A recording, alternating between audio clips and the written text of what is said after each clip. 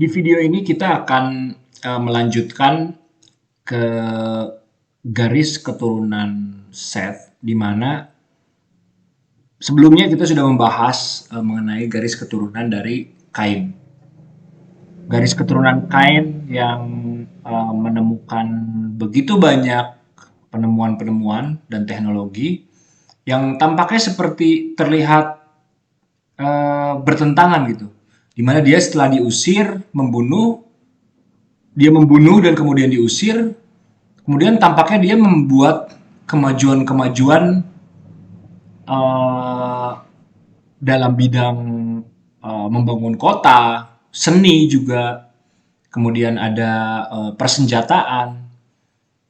Tampaknya ini seperti sebuah kemajuan, tapi seperti kita bahas kemarin bahwa ini adalah bentuk dari seperti melindungi diri dari sebuah ancaman gitu. Dimana Adam dan Hawa pertama kali diusir dari Eden, Allah mengenakan pakaian dari kulit binatang kepada mereka untuk melindungi diri mereka dari apa? Dari ancaman di bawah gitu. Dikatakan bahwa tanah akan menghasilkan atau akan memunculkan duri-duri dan onak, semak belukar gitu, dan tentu saja pakaian itu untuk melindungi tubuh mereka dari itu gitu. Dan semakin jauh seperti kain, pakaian dari kulit binatang itu semakin tebal gitu. Bentuk itu sudah menjadi setebal kota gitu. Kota itu adalah tempat seperti melindungi diri dari ancaman di luar. Semakin tebalnya perlindungan, kita bisa lihat itu semakin besarnya ancaman gitu yang mereka alami gitu di dunia yang semakin bawah.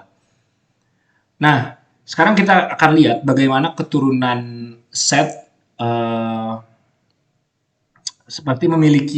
seperti sedikit berbeda gitu dengan keturunan Kain.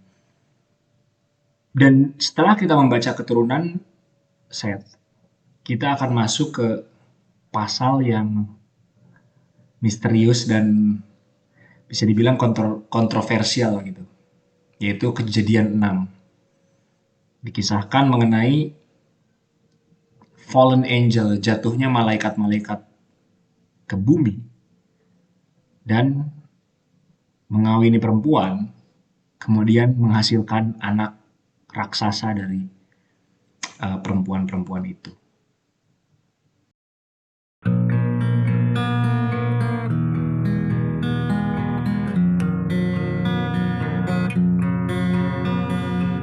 Saya Gideon Partogi.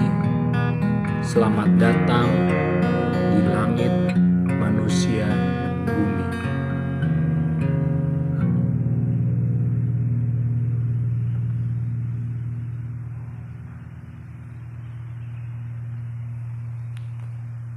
Kejadian pasal 5. Inilah daftar keturunan Adam pada waktu manusia itu diciptakan oleh Allah. Dibuatnyalah dia menurut rupa Allah. Laki-laki dan perempuan diciptakannya mereka. Ia memberkati mereka dan memberikan nama manusia kepada mereka pada waktu mereka diciptakan. Nah, manusia itu nama dari individu, yaitu Adam. Tapi ini juga nama dari sebuah kumpulan manusia gitu. Jadi dari kumpulan manusia ya. Jadi dalam skala sosial namanya juga manusia, tapi itu adalah nama individu gitu. Adam. Adam itu kan artinya manusia atau humanity gitu. Atau kemanusiaan. Ayat 3 dan 4, setelah Adam hidup 130 tahun, ia memperanakan seorang laki-laki menurut rupa dan gambarnya, lalu memberi nama Seth kepadanya. Ini langsung ke Seth ya, tidak dituliskan Kain dan Habel karena bloodline atau garis darahnya Seth yang akan difokuskan di sini. Umur Adam setelah memperanakan Seth 800 tahun, dan ia memperanakan anak-anak lelaki dan perempuan. Ayat 5, jadi Adam mencapai umur 930 tahun, lalu ia mati. Setelah Set hidup 150 tahun, ia memperanakan Enos. Dan Set masih hidup 807 tahun setelah ia memperanakan Enos, dan ia memperanakan anak-anak lelaki dan perempuan. Jadi Set mencapai umur 912 tahun lalu ia mati. Setelah Enos hidup 90 tahun, ia memperanakan Kinan. Dan Enos masih hidup 815 tahun setelah ia memperanakan Kenan, dan ia memperanakan anak-anak lelaki dan perempuan. Jadi Enos mencapai umur 905 tahun lalu ia mati. Dan Kenan masih hidup 840 tahun setelah ia memperanakan Mahala Leel, dan ia memperanakan anak-anak lelaki dan perempuan. Jadi Kenan mencapai umur 910 tahun lalu ia mati. Setelah Mahalaleel hidup 65 tahun, ia memperanakan Yared. Nah, ini saya berhenti sebentar di Yared karena Yared ini nama yang penting. Ini di zaman Yared inilah menurut buku Kitab Henok. Di zaman Yared inilah malaikat-malaikat itu pertama kali turun ke bumi. Jumlahnya kalau tidak salah ada kurang lebih kalau tidak salah disebutkan angkanya ada 200. Mereka pertama kali turun di Gunung Hermon dan membuat kesepakatan bahwa ya sudah kita ini bakalan terkutuk gitu. Nanti mungkin di video lain kita akan bahas kitab Henok, akan langsung dikutip dari kitab Henok, tapi sekarang kita lanjutkan dulu. Dan Mahalaleel masih hidup 830 tahun setelah ia memperanakan Yared, dan ia memperanakan anak-anak lelaki dan perempuan. Setelah Yared hidup 162 tahun, ia memperanakan Henok. Henok yang berbeda ya, bukan kota Henok Kain. Ini Henok dari garis Set. Dan Yared masih hidup 800 tahun setelah ia memperanakan Henok. Dan ia memperanakan anak-anak lelaki dan perempuan.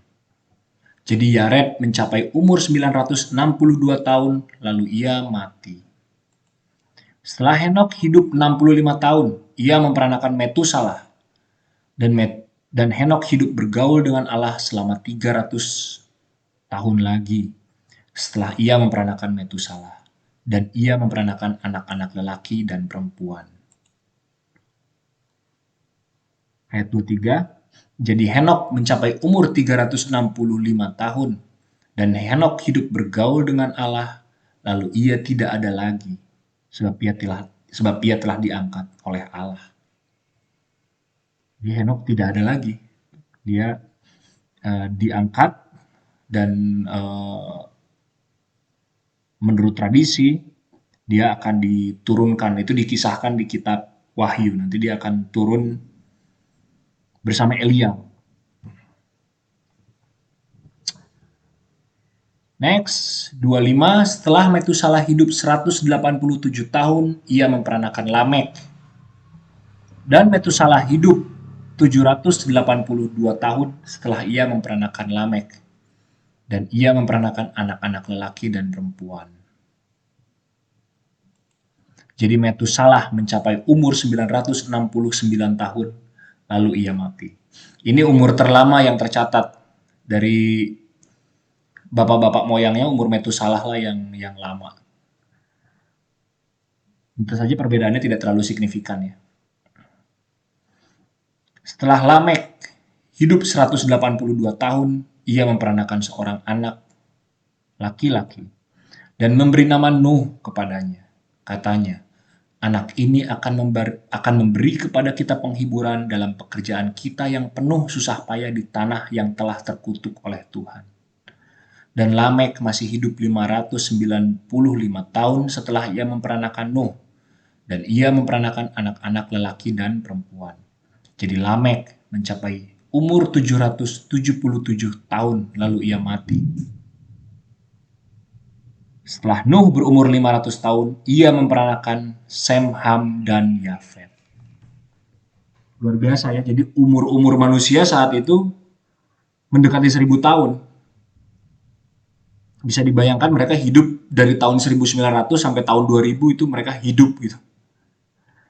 Dan dikatakan bahwa bukan hanya nama-nama ini yang disebut saja yang dilahirkan, tapi ada di mereka selalu ada seperti keterangan bahwa mereka juga melahirkan anak laki-laki dan perempuan. Jadi sudah cukup banyak gitu tampaknya. Nah, selanjutnya kita akan masuk ke Kejadian 6. Ini adalah pasal yang singkat, namun penuh misteri, penuh kontroversial gitu. Kita langsung baca. Ketika manusia itu mulai bertambah banyak jumlahnya di muka bumi, dan bagi mereka lahir anak-anak perempuan, maka anak-anak Allah melihat bahwa anak-anak perempuan manusia itu cantik-cantik. Lalu mereka mengambil istri dari antara perempuan-perempuan itu. Anak-anak Allah itu mengambil istri dari anak-anak perempuan itu, siapa saja yang disukai mereka.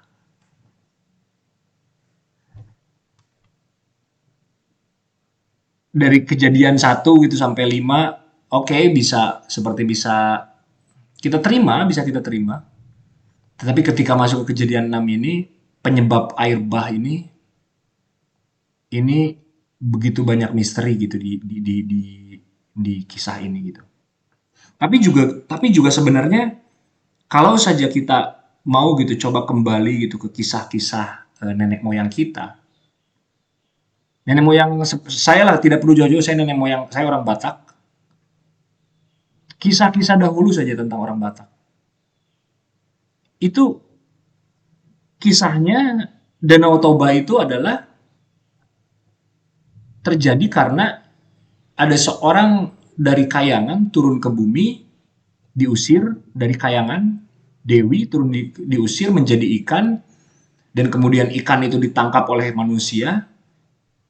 Dewi itu berterima kasih, Dewi yang dihukum jadi ikan itu berterima kasih kepada manusia dan mau menjadi istrinya. Singkat cerita terjadilah pertengkaran dan muncullah air bah.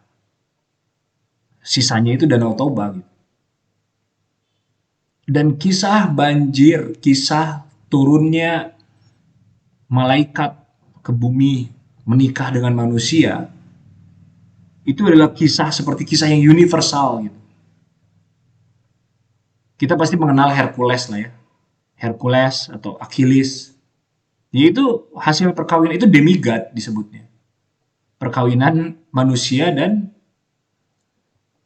makhluk roh gitu. Nah, tapi gini, memang ada dua tradisi yang yang bergulir gitu ya mengenai teks ini. Tradisi pertama adalah anak-anak Allah ini adalah keturunan Set. Keturunan Set melihat keturunan Kain cantik-cantik, akhirnya keturunan Set menikahi mereka gitu. Tapi kenapa keturunan Set ini disebut anak-anak Allah? Karena apa namanya? Set itu kan pengganti Habel gitu ya. Dan yang diusir itu adalah Kain.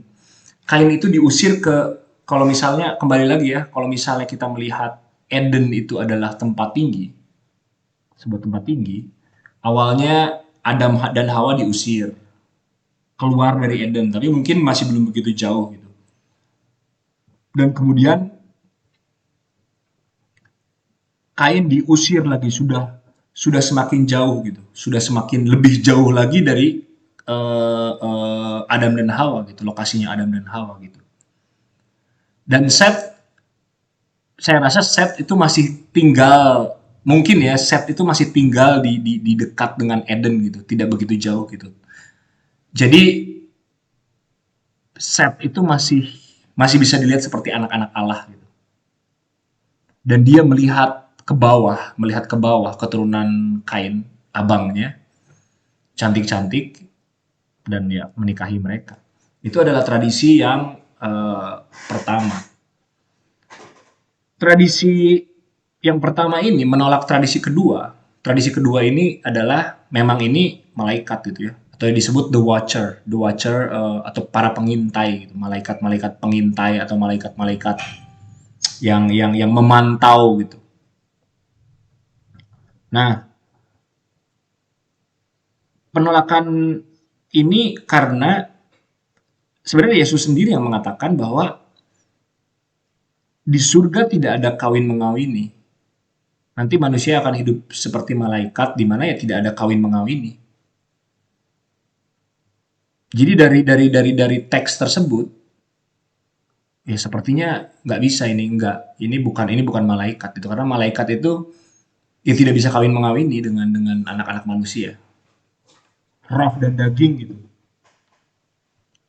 Nah, tapi juga saya menemukan beberapa pembahasan belakangan ini mengenai bahwa seperti sudah ada solusi gitu ya, seperti sudah ada titik cerah dari keberatan mengenai bagaimana mungkin malaikat itu bersetubuh dengan wanita, gitu, dengan manusia. Nah, titik cerahnya itu saya pernah sebut ada satu podcast namanya Lord of Spirit. Dan host dari podcast itu adalah Father Stephen DeYoung. Nanti akan saya sertakan di deskripsi. Dan ada satu lagi Father Andre kalau nggak salah namanya. Mereka membahas tentang ini. Dan ada sebuah ritual. Jadi ini bukan perkawinan atau persetubuhan seperti manusia yang kita ketahui ya, tapi ini adalah merupakan sebuah ritual gitu bahwa anak-anak manusia-manusia ini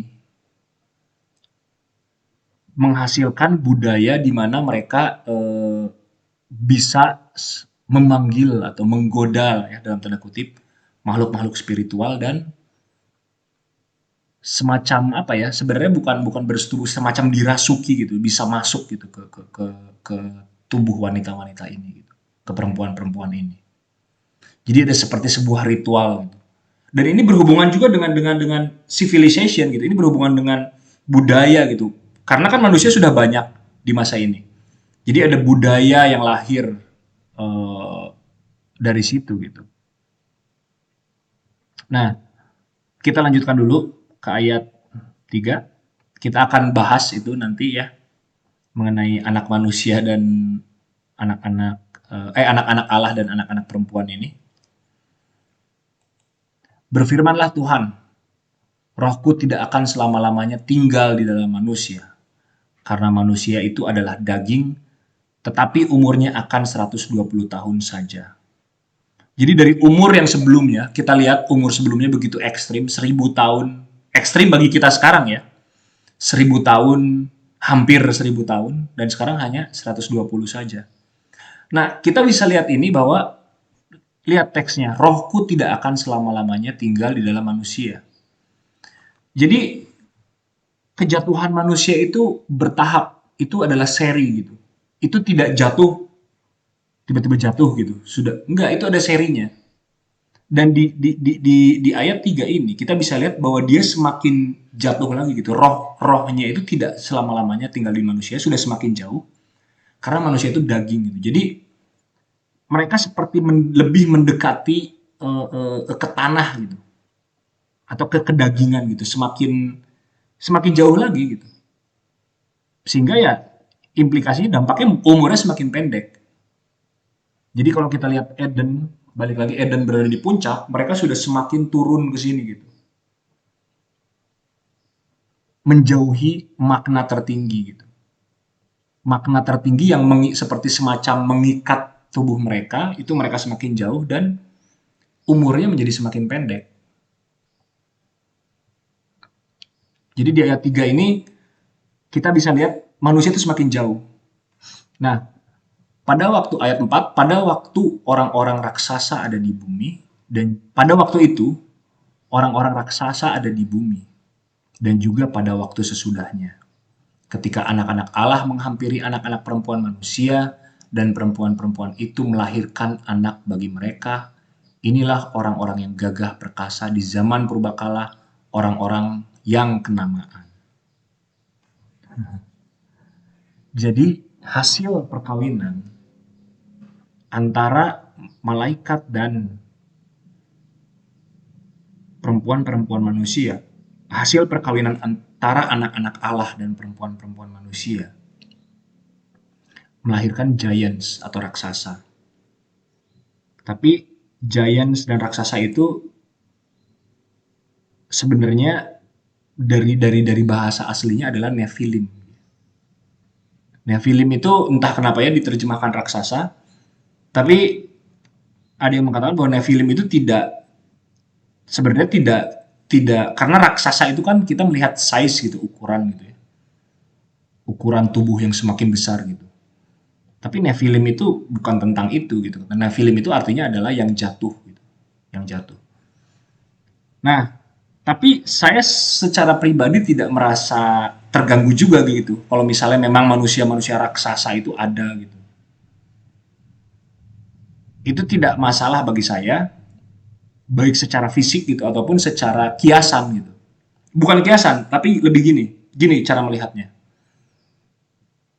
Ketika Adam dan Hawa jatuh atau diusir dari Eden, seperti saya sudah sebutkan di atas sebelumnya di awal bahwa Adam dan Hawa itu Allah menutup dirinya, menutup Adam dan Hawa dengan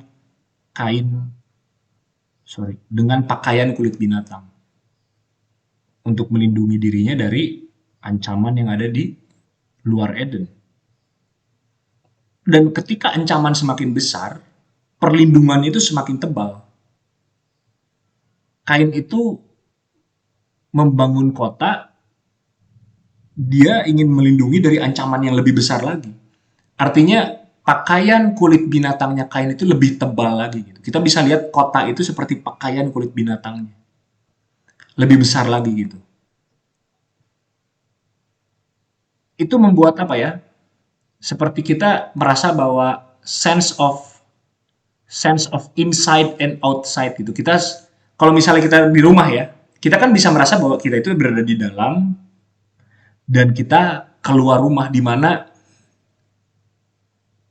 di luar rumah itu adalah dunia yang tidak berada dalam kendali kita gitu. Tetapi ketika di dalam rumah, rumah kita ini adalah area di mana kita berada dalam kendali kita, seperti inside dan outside gitu.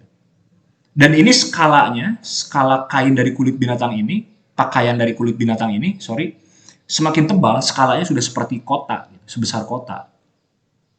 Artinya ketika kita keluar dari kota itu outside gitu. Itulah di mana ancaman berada. Itulah area di mana kita tuh asing gitu. Seperti itu. Jadi ada inside dan outside, dan juga yaitu tadi semakin tebalnya gitu. Dan kita bisa lihat juga di mana ketika di zaman Kain sudah menjadi kota, manusia sudah banyak, mungkin Kain adalah raja gitu saat itu. Bisa dikatakan bahwa Kain itu tubuhnya besar. Besar dalam artian dia memiliki kuasa gitu. Sama seperti yang pernah saya jelaskan, bahwa yang berada di dalam puncak society sebagai kepala, yaitu tubuhnya, bawahannya itu tubuhnya. Kepala itu ya kepalanya gitu. Dialah yang mengatur tubuhnya. Kita masih sering sih menyebut itu. Oh, itu sedang ada. Kenapa jalan macet? Itu ada orang besar lewat. Ya memang orang besar, dia pejabat, dia memiliki kuasa. Nah, jadi raksasa orang besar itu bisa dilihat dari sisi itu juga. Bahwa ya mereka memang besar, berkuasa gitu. Ayat 5, ketika dilihat Tuhan bahwa kejahatan manusia besar di bumi, dan bahwa segala kecenderungan hatinya selalu membuahkan kejahatan semata-mata, maka menyesalah Tuhan bahwa ia telah menjadikan manusia di bumi, dan hal itu memilukan hatinya. Berfirmanlah Tuhan, aku akan menghapuskan manusia yang telah kuciptakan itu dari muka bumi, baik manusia maupun hewan dan binatang-binatang melata dan burung-burung di udara, sebab aku menyesal bahwa aku telah menjadikan mereka. Tetapi Nuh mendapat kasih karunia di mata Tuhan. Nah, eh,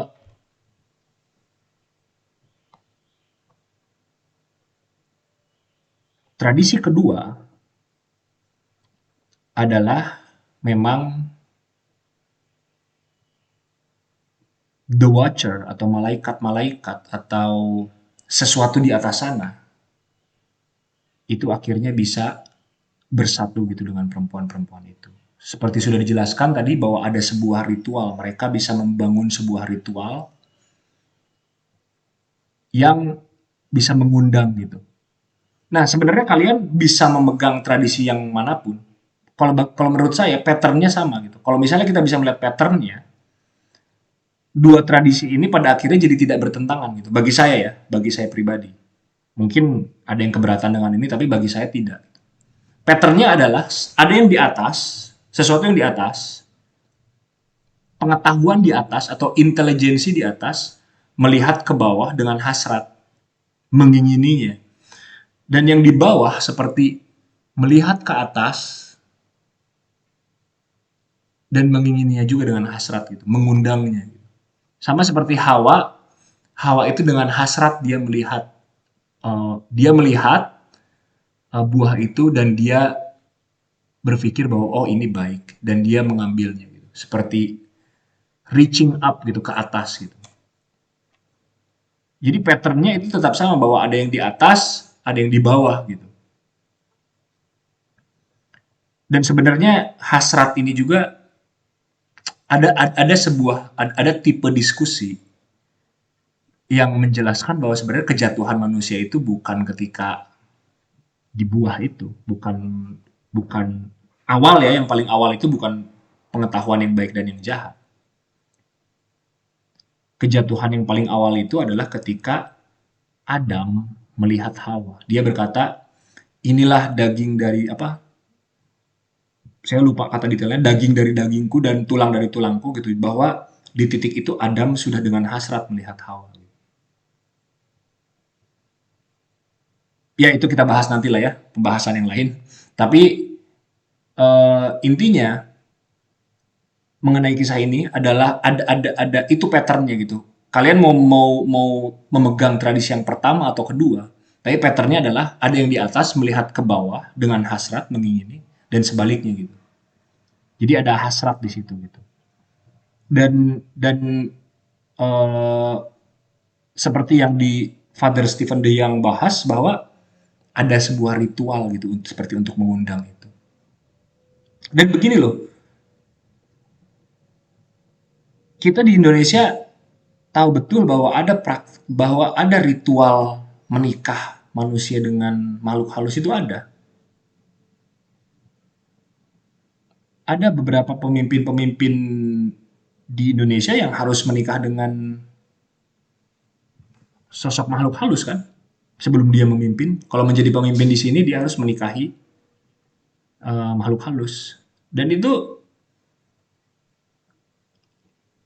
maksudnya kita mendengar itu dan oh iya gitu. Kita menerima itu bahwa bukan artian dalam menerima bahwa kita membenarkan itu, tapi ya itu kita dengar gitu, ada gitu. Sehingga ketika dijelaskan bahwa ini sebuah ritual, oke, saya jadi bisa mengerti gitu. Bahwa ada sebuah ritual yang dilakukan uh, oleh manusia saat itu.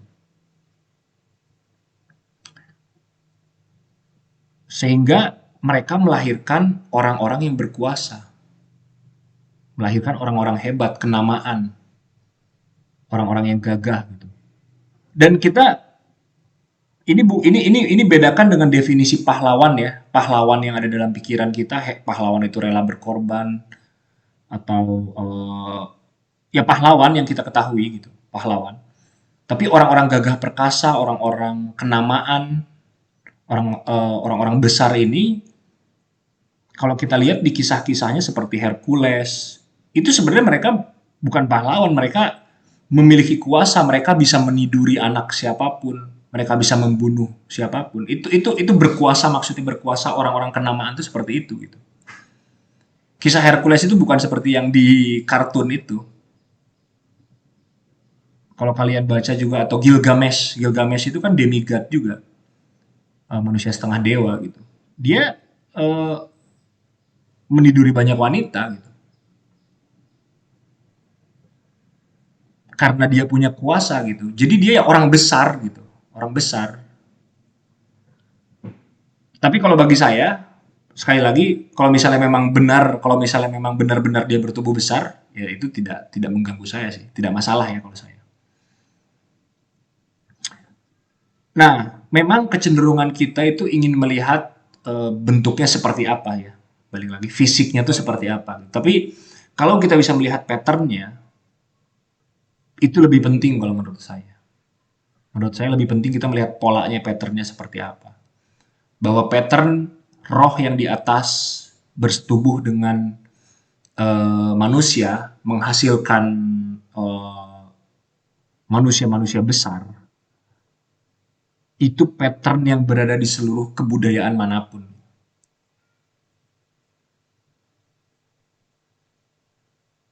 Nah, kita juga mungkin nanti di video selanjutnya, di video lain, setelah ini mungkin ya, di video setelah ini kita akan langsung mengutip saja dari kitab The Book of Enoch gitu, kitab Henok, karena banyak sekali hal yang menarik. Karena dikatakan bahwa Henok itu bukan menulis untuk zamannya. Ada satu lagi kitab namanya kitab Yobel. Kitab Yobel itu mengatakan bahwa Henok itu adalah manusia pertama yang menciptakan tulisan. The Book of Enoch itu adalah tulisan pertama gitu yang pernah ada gitu. Kemudian The Book of Enoch itu dibawa oleh Nuh di baterainya dan ya bisa kita baca sekarang gitu. Buku kitab Henok ini juga masih masuk dalam kanon resmi di gereja ortodoks di Ethiopia tapi ya. Banyak sekali sebenarnya hal yang menarik tentang Ethiopia ini. Karena saya kayaknya pernah menyebutnya ya kalau misalnya ada kisah bahwa eh, apa namanya tabernacle itu berada di Ethiopia sekarang. Dibawa oleh Ratu Sheba. Ketika Ratu Sheba mengunjungi Salomo, mereka ada affair antara Ratu Sheba dan Salomo dan akhirnya punya anak. Nah, saya lupa detailnya, tapi kalau tidak salah Salomo tidak mengizinkan anaknya dari Ratu Sheba ini menjadi raja. Akhirnya Ratu Sheba balik lagi ke Ethiopia, tapi sambil balik dia mencuri tabernakel itu. Gitu. Dan seperti ada semacam bukan diizinkan ya Salomo seperti kalau misalnya itu bisa dibawa dan keluar dari rumah Tuhan, ya berarti memang Tuhan mengizinkan itu. Itu terjadi. Ya, intinya The Book of Enoch ini masih lestari di gereja ortodoks di Ethiopia dan resmi ya, kanon resmi gitu. Dan dikatakan juga beberapa catatan mengatakan bahwa eh, sebenarnya bapak-bapak gereja awal itu masih membaca kitab Henok ini dengan serius gitu. Bahkan di Alkitab itu dikutip, ada dikutip di kitab Yudas. Nanti saya mungkin di video lain saya eh, bahas kutipannya gitu. Bahwa masih dikutip di kitab Yudas. Di Alkitab resmi ya yang kita baca sekarang itu ada kutipan dari The Book of Enoch gitu. Nah, tentu saja penolakan yang paling berat atau paling besar adalah mengenai persetubuhan antara anak-anak Allah dengan perempuan ini, karena ini seperti jadi bertentangan gitu dengan apa yang dikatakan Yesus gitu. Tapi balik lagi, jika ini merupakan sebuah ritual, bagi saya pribadi ya ini seperti jawabannya gitu. Oh ya, ada sebuah ritual gitu. Ritual di mana si roh-roh ini atau si intelijensi ini bisa eh, merasuki gitu, semacam merasuki gitu. Dan melahirkan orang-orang besar gitu. Nah, kalian mau memegang tradisi yang manapun itu eh, tidak masalah. Kalau bagi saya sama saja. Sama dalam artian kalau kita bisa melihat patternnya itu menjadi sama pada akhirnya. Dan kita akan lanjut topik ini langsung ke pembahasan The Book of Enoch di video selanjutnya. Jadi terima kasih sudah menyaksikan dan sampai jumpa lagi.